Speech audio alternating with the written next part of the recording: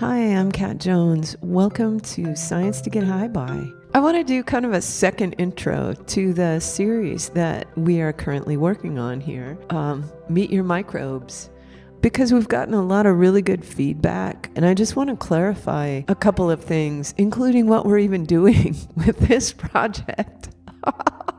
I mean, I feel like it was kind of clear, but I'm just noticing that there's a couple of things that I want to tell you to look for in the videos.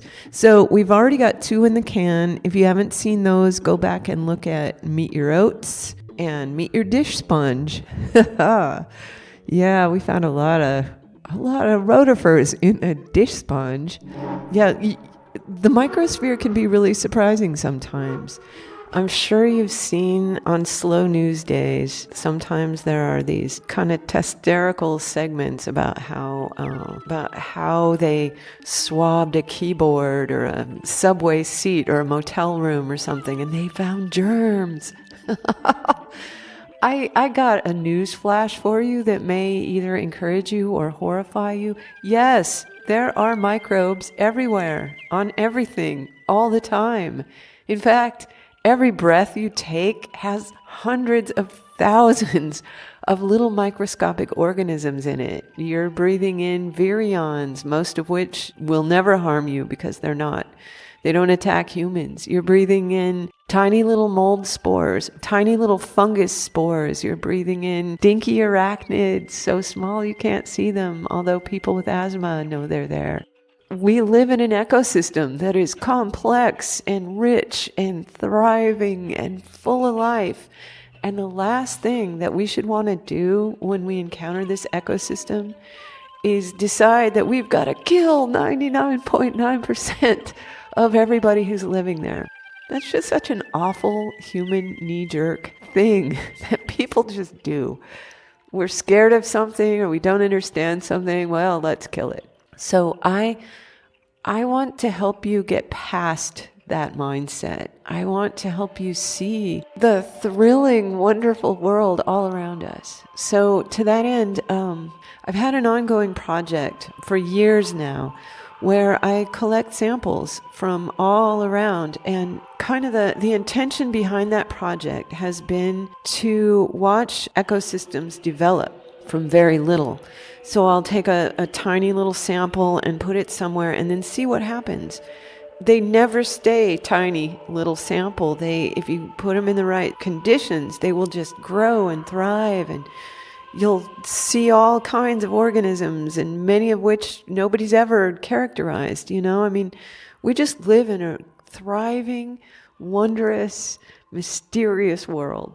And most of what we see in the microsphere, nobody knows anything about yet. I'll give you one really quick thing that I want you to look at as we're going through this adventure, as we're going through all kinds of different ecosystems over time and different videos. I want to introduce you to the idea that a mind, that consciousness, probably don't need brains. I know.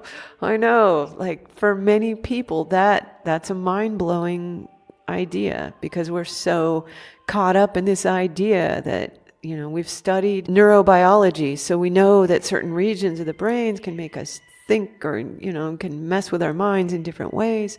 So we have decided that the mind and consciousness must be a function of the brain. The more we study other organisms in this world that don't have structures that we identify as a brain, the more we're beginning to learn that there's consciousness all around us. This isn't just some hoo-hoo hippie thing that I'm telling you either. This is cutting-edge science. We're beginning to suspect that consciousness does not need a brain. And so when we look into the microsphere, we see all sorts of apparently intentional activities going on that are in single-celled little organisms that don't have brains. There are researchers that are finding the same thing with plants right now, and it's long been a thing with people that study fungus. So yeah, that's a thing that I want you to look for in these videos. Over the years, I've gathered all these different samples and just been astonished at how full of life everything is. One of the first things that I would encourage you to do before we go too much farther is to embrace the fact that only a handful of organisms are actually out to get you. And even those ones aren't really out to get you. They live and do the things they do, you know.